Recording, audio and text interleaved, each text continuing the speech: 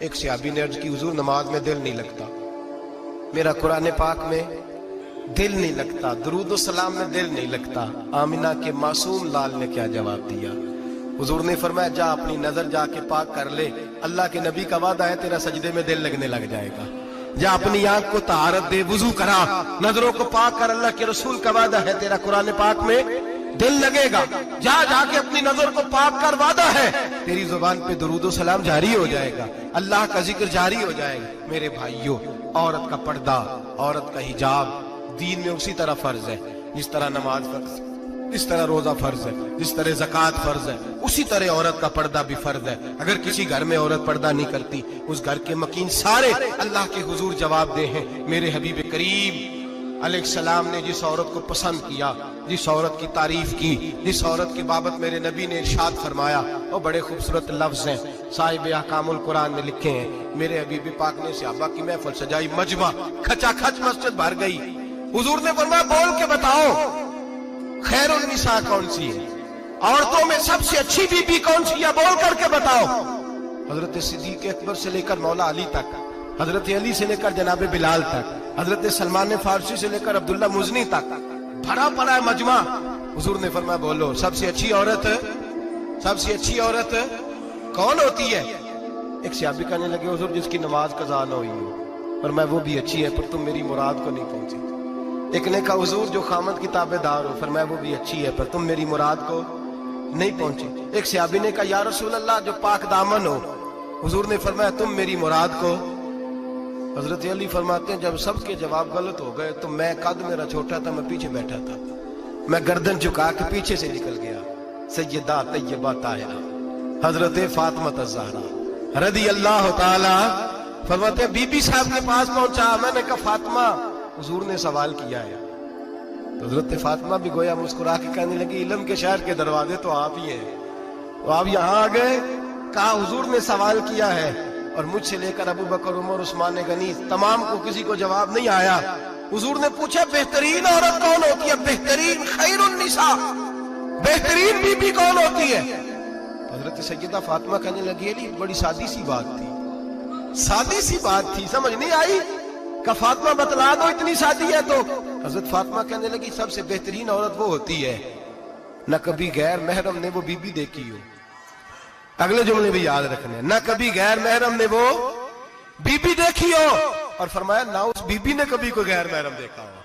صرف مرد پہ پابندی نہیں کہ وہ عورت نہ دیکھے، فرمایا عورت پہ بھی پابندی ہے کہ وہ بھی غیر محرم کا چہرہ نہ دیکھے، فرمایا بی بی نے بھی غیر محرم نہ دیکھا ہو، وہ خیر النساء ہے، وہ سب سے اعلیٰ۔ حضرت علی کہتے میں جھٹ سے آیا، پیچھے بیٹھا، بات ابھی جاری تھی، میں نے ہاتھ کھڑا کر دیا، میں نے کہا حضور میں بتاؤں؟ نبی پاک نے فرمایا بتلاؤ۔ تو کہتے میں نے کہا حضور بہترین بی بی وہ ہوتی ہے جس نے نہ کبھی غیر محرم دیکھا ہو اور نہ غیر محرم نے کبھی اسے دیکھا ہو۔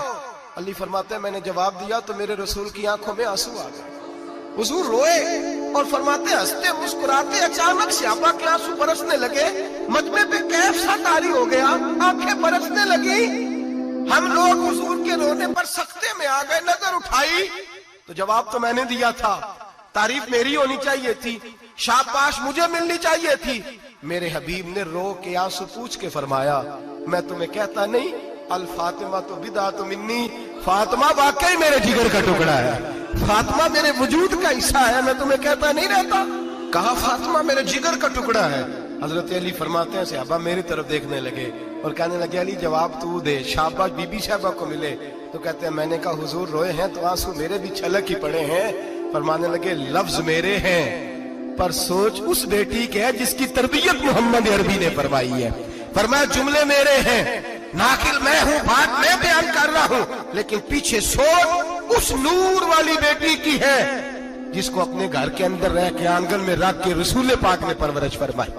حضرت فاطمہ فرماتی ہیں حضرت علی میرے پاس دوڑے آئے اور کہنے لگے فاطمہ چل مسجد، پتہ نہیں حضور کو کیا ہو گیا۔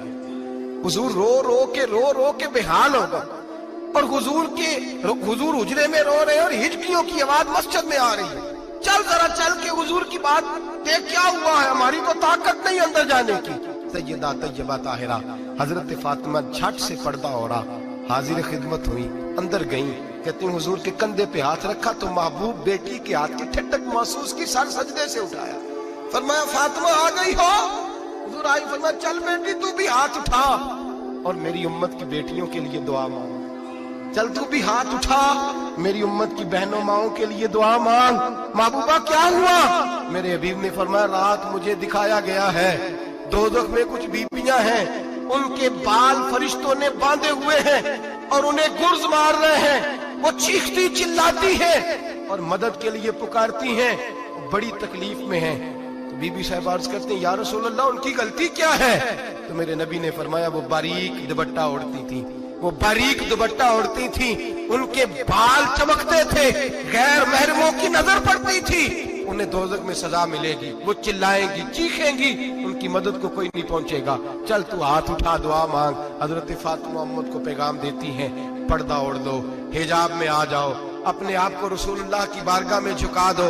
मेरे भाई आज दिन ब दिन जैसे जैसे लोग कहते हैं डिग्रियां बढ़ गई, लेकिन उसके साथ साथ बीबियों का हिजाब उतर गया, सड़कें भी भर गईं। मेरे भाई हर महकमे में औरतें बैठ गईं, हर जगह बीबियां आ गईं, बैंक में औरतें आ गईं, प्लाजो में औरतें आ गईं, दफातर में औरतें आ गईं, जगह जगह गुनाह के अड्डे कायम हो गए। हबीब करीम सैयद आलम नूर मुजस्सम शफी मुअज़्ज़म सल्लल्लाहु तआला अलैहि वसल्लम ने फरमाया जब बीबी घर से निकलती है शैतान उसे ताड़ता है, वसवसा अंदोज़ी करता है। औरत नाजुक होती है, अकल की आदी होती है, उसको लोग वसवसे में डाल लेते हैं।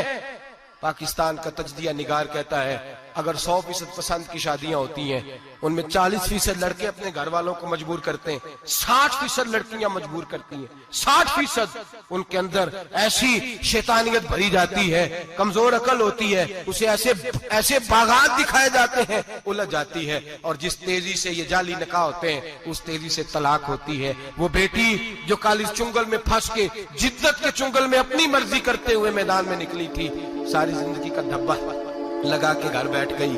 लड़का तलाक दे के भी पाक का पाक ही रहता है और बेटी की मंगनी भी टूट जाए तो लोग कहते हैं कोई ना कोई बात तो होगी। ऐसे थोड़ी हो जाता है। बेटियों तुम्हें रुसवा किया जा रहा है, बहनों तुम्हारी इज्जत से खिलवाड़ हो रहा है, तुम्हें बाजार की जीनत बना के तुम्हारे असल मकाम से तुम्हें गिराया जा रहा है।